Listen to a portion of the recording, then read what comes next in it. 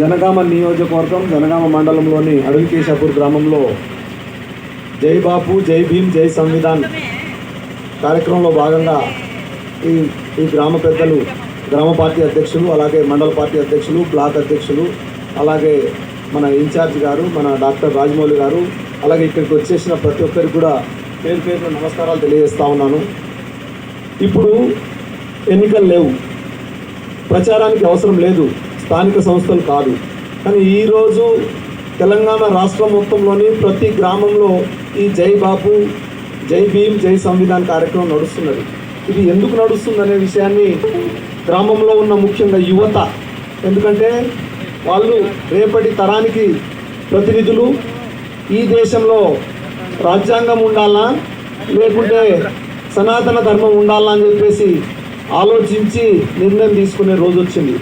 అందులో భాగంగానే రాజ్యాంగం మనకు ఏం ప్రసాదించింది, సనాతన ధర్మం మనకు ఎక్కడికి తీసుకెళ్తుందనే విషయాన్ని మనం అందరం ఆలోచించాల్సిన అవసరం ఉన్నది. ఈ రాజ్యాంగం దేశంలో ఉన్న ప్రతి ఒక్క బిడ్డకు సామాన్యుడి దగ్గర నుండి రాష్ట్రపతి వరకు అందరికీ సమానంగా హక్కులు కల్పించింది, అందరికీ ఓటు హక్కు కల్పించింది. ఇటువంటి గొప్ప రాజ్యాంగాన్ని అమిత్ షా గారు ఏమంటారు, పార్లమెంటు సాక్షిగా ఈ దేశ ప్రజలు బాబాసాహెబ్ అంబేద్కర్ పేరు తలుచుకోకుండా ఒకవేళ రాముని తలుచుకుంటే వాళ్లకు మోక్షం వస్తుంది అని చెప్పేసి అమిత్ షా గారు అంటారు. ఆయన చెప్తున్నప్పుడు మహాభారతంలోని ధృతరాష్ట్రులాగా కళ్ళు చెవులు అన్నీ మూసుకొని సైలెంట్గా మన మోడీ గారు ఉంటారు. అంటే అమిత్ షా గారి ఉద్దేశం ఏంటి, రాజ్యాంగం ఉండొద్దనా? ఇప్పుడు మోక్షం అనేది ఎప్పుడు వస్తుంది, మనం చచ్చిపోయిన తర్వాత వస్తుంది. మరి బతకడానికి పనికి వస్తుందా సనాతన ధర్మం? రాజ్యాంగం మనకు అన్ని రకాల హక్కులు ఇచ్చింది.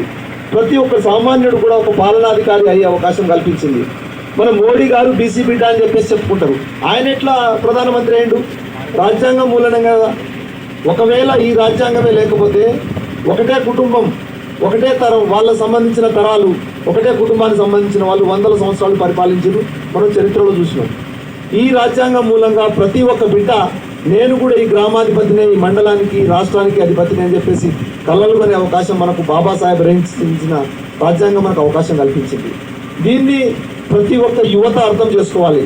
ఎందుకంటే గత ఎన్నికల్లో ఒకవేళ బీజేపీ పార్టీకి 300 పైచిలకు సీట్లు ఒకవేళ వచ్చి ఉంటే ఖచ్చితంగా ఆయన రాజ్యాంగాన్ని ఈసారి మారుస్తామని చెప్పేసి ఒక ప్రయత్నంలో ఉన్నారు.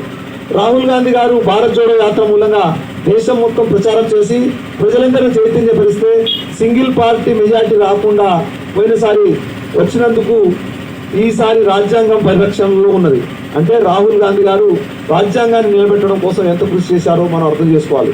రాబోయే రోజులలో కూడా మోడీ అమిత్ షా గారి ప్లాన్ ఒకటే, ఒకవేళ వాళ్లకు పూర్తి స్థాయి మెజార్టీ వస్తే, వేరే పార్టీలతో సంబంధం లేకుండా పూర్తి స్థాయి మెజార్టీ వస్తే ఖచ్చితంగా ఈ రాజ్యాంగాన్ని.